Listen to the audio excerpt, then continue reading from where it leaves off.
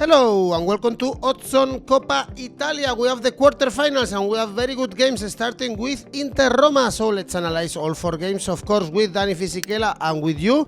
Don't forget to leave your comments and your tips and, of course, press the like and subscribe. And now let's go on with the show.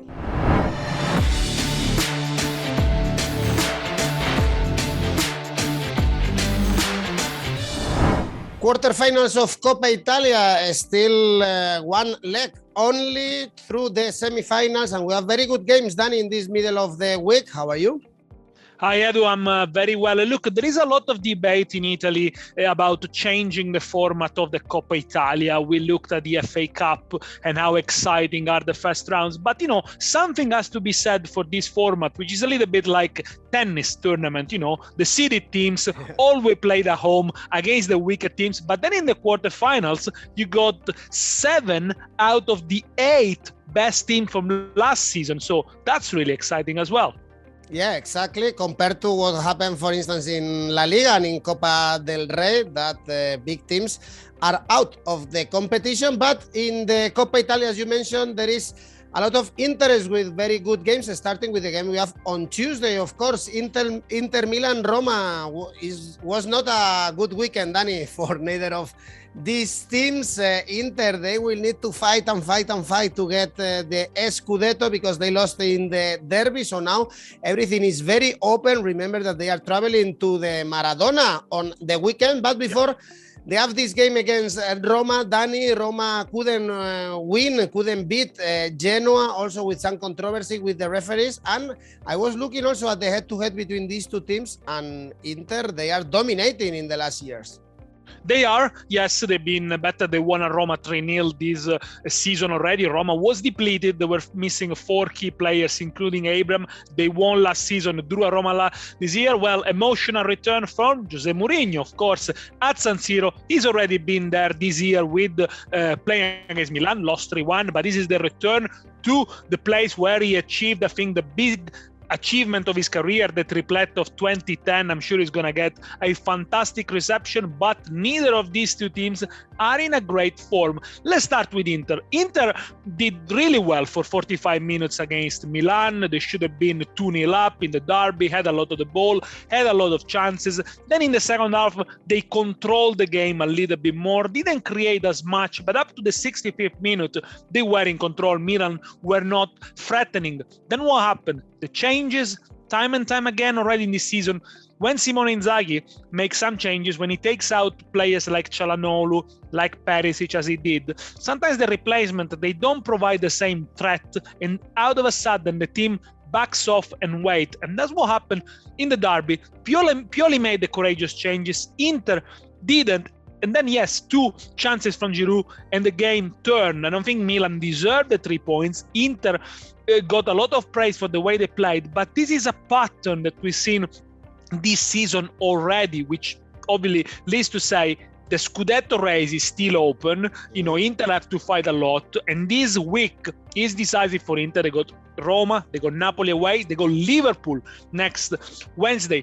The pattern with Inter is as soon as the rhythm goes down, this team doesn't quite manage the games as well as they did under Conte. The game at the weekend reminded me a lot of the game they played against Lazio back in October. They were dominating 1-0 up. They end up losing 3-1. The numbers from Inter recently are not great. Yes, they are the top scorers in Serie A, but in the last 5 games, they've only beaten Venezia within the 90 minutes. They needed extra time against Juventus and Empoli, and they always conceded since the beginning of 2022. They conceded 7 in the last 5 home games. The derby was a home game. First defeat, by the way, in 28 home league games, from derby last year to derby this year. So Inter need to be a little more clinical in front of the goal. Sometimes you look at the starting 11, yes, really strong, but as soon as you take, again, people like Çalhanoğlu out, Vidal, the replacement, which, by the way, is going to play with Liverpool because Barella is suspended for both legs, this is a bit concerning, Inter strikers, Lautaro, Sanchez, 𝐜𝐭𝐿𝐴, only 𝐜𝐭𝐿𝐴 scored in the last 5 league games. Lautaro and Sanchez have been misfiring. So yes, Inter are going to dominate probably the ball, they're going to have more chances, going to have more of the possession. They need to be more clinical and make sure the rhythm stays high. Roma, away, 3 wins in the last 4, so good tally. They lost to Milan, but they won Atalanta, and I think this game for Mourinho is going to be very similar to the one they played at Bergamo. They will wait, they will have Abraham trying to come more inside to the pitch, get the ball, let the other players that plays in behind. They're going to sit deep and tight and avoid the mistake that they did in the game they lost 3-0 at the Olimpico when they were far too open. However, as I said, they were missing 4 key players. Roma away have not been great so far this season, but they always scored, apart when they lost 1-0 to Bologna and 1-0 to Juventus. That defeat against Juventus was very, very, very controversial. So it is a team that can nick a goal. They haven't been scoring much.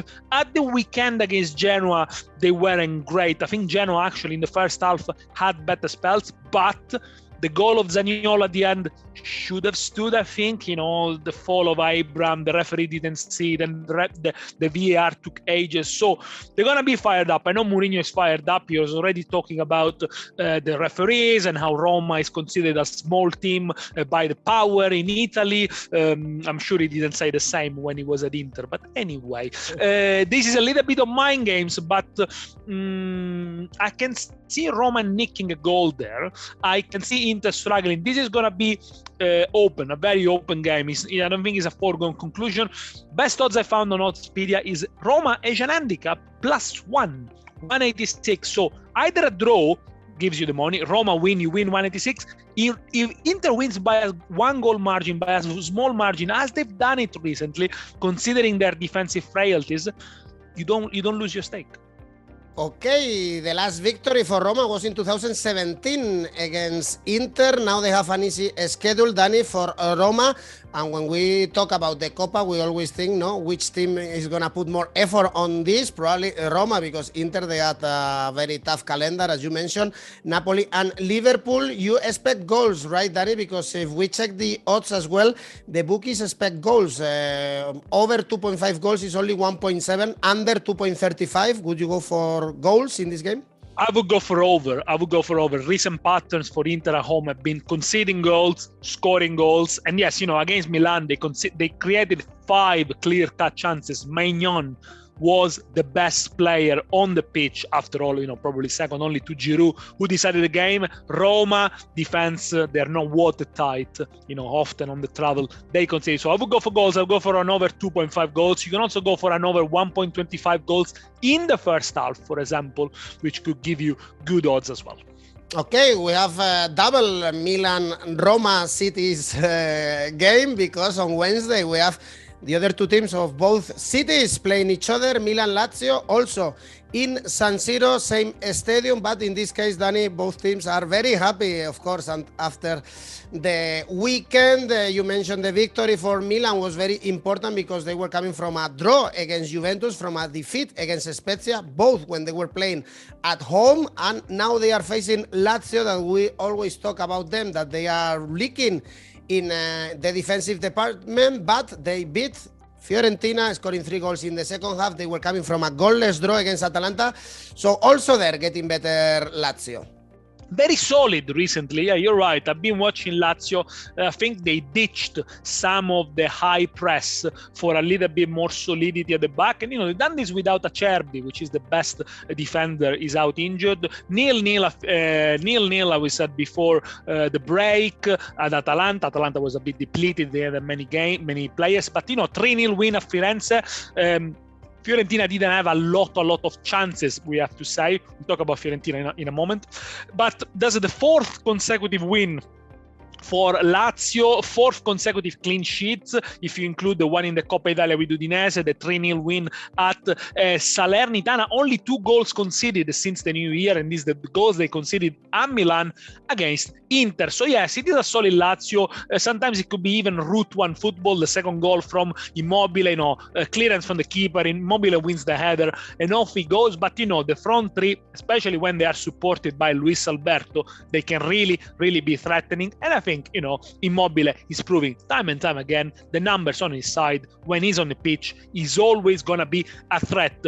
Before, when Lazio were traveling only 2 clean sheets in the previous 10 games, they conceded 3 at home against Empoli, 4 at home against Udinese. So I can see how Sarri is steering the ship into a different direction. Let's see if he rotates a lot of players, because we know Sarri doesn't quite like rotating many players. Also in the Europa League, he only did a couple of changes, and there is a big difference between the Lazio starting 11 and the Lazio substitutes that come into this game. So I'm not expecting Sarri to make a lot of rotations.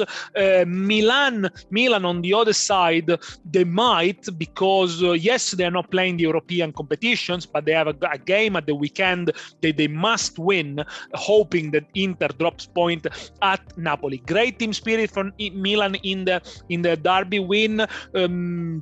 I think they were poor in the first half, especially with 𝐿𝐸𝐽 coming back from the Africa Cup of Nations. He looked out of form, but then Pioli changed it. They put Messias instead of Salemaker. They put Brahim Diaz with a great game instead of the same 𝐿𝐸𝐽, and the game changed.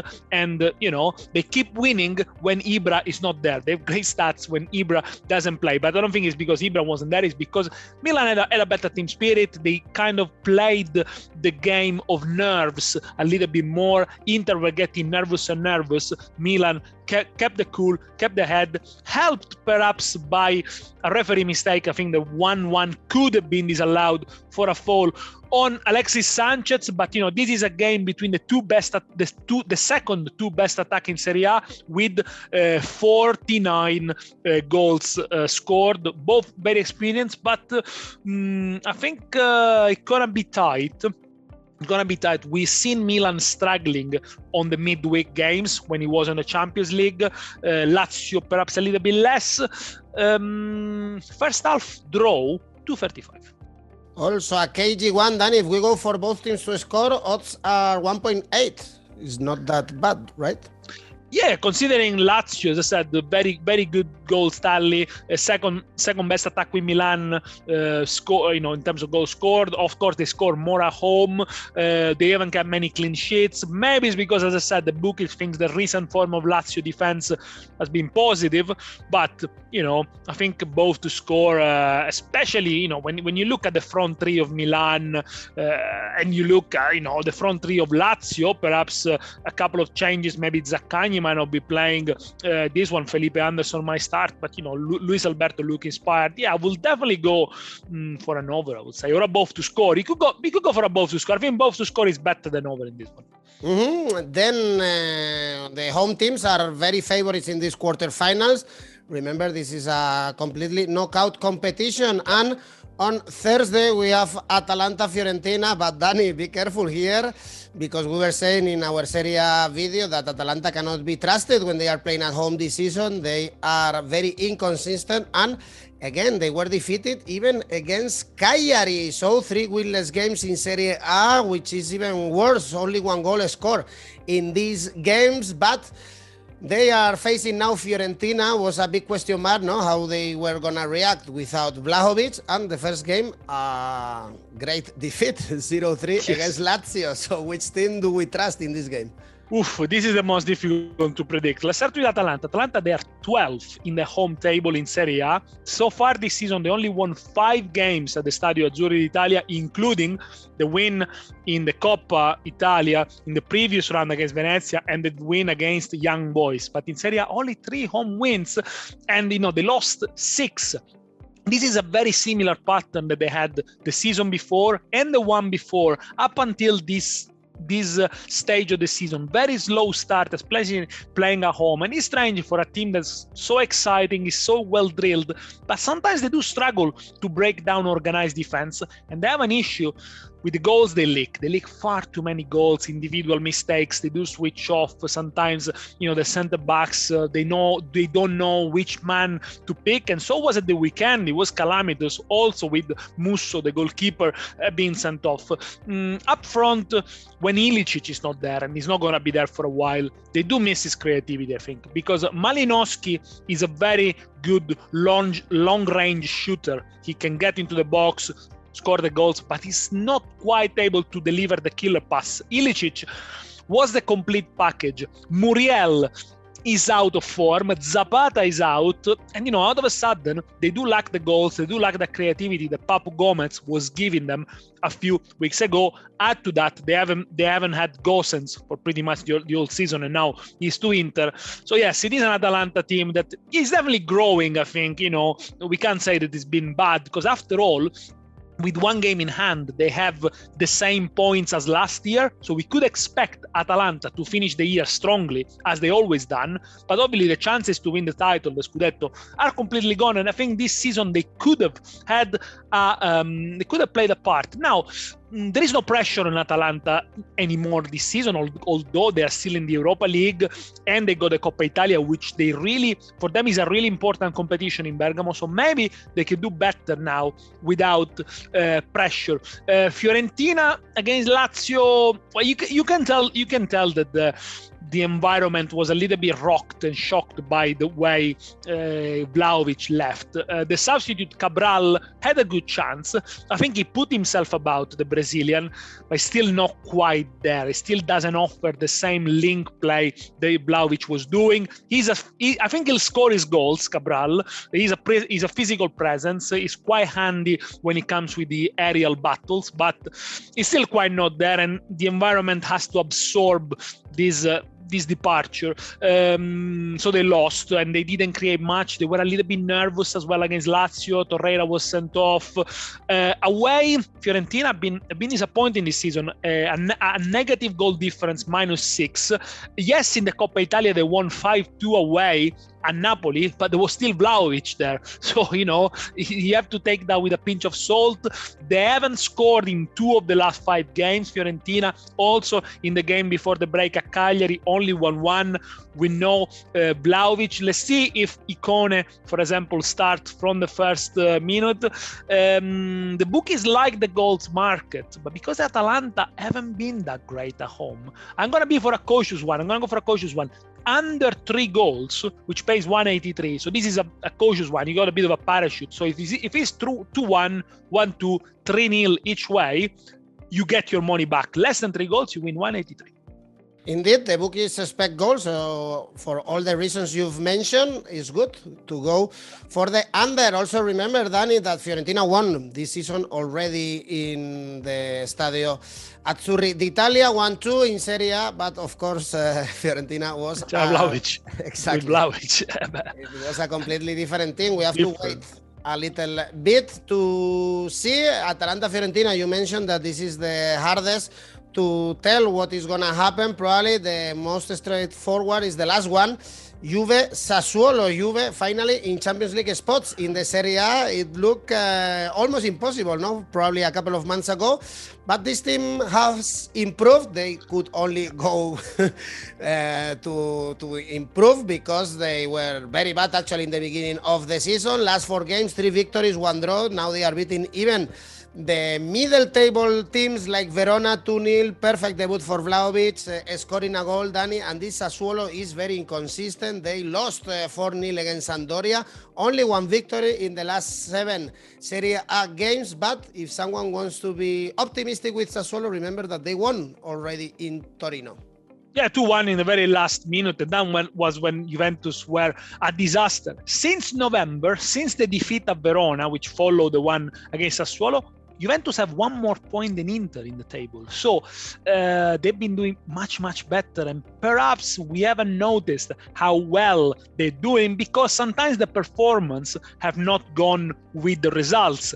Also yesterday against Verona, for some moments of the game, Verona looked in control. They were playing in Juventus half. Juve were slightly panicking with the clearance. They were already 1-0 up. Verona was a little bit depleted. They missed a couple of players. I think if they had Simeone, Caprari, Faraoni, maybe they would have nicked a goal. However, Juventus only lost 1 of the last 13, 5 clean sheet in the last 9 games, and Allegri has found now a new system. Let's see if it works. Vlahovic, Morata, Dybala. Morata playing on the left-hand side, side. So not being the only striker up front, but given more opportunities to run down the flank, has to run a lot, of course, but has a point of reference in 𝐜𝐵𝐽𝐻 and also can concentrate more on his goal scoring. Dybala on the numbers 10 position going on the right, and 𝐜𝐵𝐽𝐻, the physical presence, the physical striker, comes across and nicks the ball with the head, scored the goal. Look, I don't think any of the three had a perfect game against Verona, although Dybala and Morata gave 2 assists and 𝐜𝐵𝐽𝐻 scored. 𝐜𝐵𝐽𝐻, for example, missed a lot of controls, lost the ball many times, but you can tell that his presence is already helping the other two playing better. As I said, Morata doesn't have to worry to be the only point of reference, and Dybala has somebody who can exchange a few passes, chip the ball in behind. 𝐜𝐵𝐽𝐻 will run into it. So it is already an impact. And obviously, the fact that they bought also 𝐵𝐴zakaria, who, by the way, scored, a perfect debut for the two, is already giving Juventus a little bit more purpose. You can tell everyone now seems to pull in the same direction. Let's see how it goes, because I think in terms of the way they played against Verona, there was a good result, but Verona also had a fair share of possession. Locatelli will be back for this one. I'm expecting Locatelli, now that they got 𝐵𝐴zakaria protecting the defense, to go forward more. So we should see more goals from Locatelli. We should see more goals from the midfielders, which is also what Juventus has missed so far. And Sassuolo, it's a team that invites obviously a lot of chances. They have, they have a very poor defense. They conceded 9 in the last 5, only kept 2 clean sheets. But is another team that likes to play with the ball. It's quite courageous. 4-3-3. They're not gonna shy away from having the ball at Turin, as they did in the league. So I think this is going to be a challenge for Juventus. This is not a game that Juventus can just hope to win 1-0. If Sassuolo at the weekend, they were dreadful. If you look at the marking in the Sampdoria goals, it's just non-existent for the first and the second and the third goal. It just, they just forgot to mark Caputo and Conti. It's the first time they didn't score Sassuolo in 17 away games. So it could be a little bit of a blip. They can score. I wonder if this Coppa Italia is a little bit of a free hit for them. They're not going to go down. They might not go to Europe, so they can really have a go and try to get a prestigious scalp. Away, so far this season, they are 8th, scored 24, conceded 23. So again, don't discard Sassuolo to score, but I would expect Allegri to start with a very similar formation like against Verona. So I would expect 𝐵𝐽𝐻, Morata, and Dybala to play again this game. Maybe 𝐜𝐻𝐻 to come in a little bit earlier. Juventus to score in both halves, 2:21. Okay, if you fancy, Danny, both teams to score, as you mentioned that Sassuolo always score away, except against Sampdoria. Odds are 1.85 if someone fancies that. Danny, the 4 games are analyzed in these quarterfinals of Coppa Italia. Have you prepared an ACCA for us? Of course, 4 games, so all the 4 games featuring in the ACCA, and it's both Inter-Roma, both teams to score. Milan-Lazio, 1-2, so either win for Milan or for Lazio within the 90 minutes, of course. Atalanta to take the lead, to score first, and Juventus-Sassuolo, as you mentioned, both teams to score. The odds are not great, but that's the best I could do, 6.55. Well, it's something because it's going to be entertaining, I think, these 4 games in Coppa Italia. As you mentioned, the best teams in Serie A, apart from Napoli, that were knocked out by Fiorentina. Danny, thank you, and we see each other with the Serie A. See you soon, Edu. Ciao, ciao.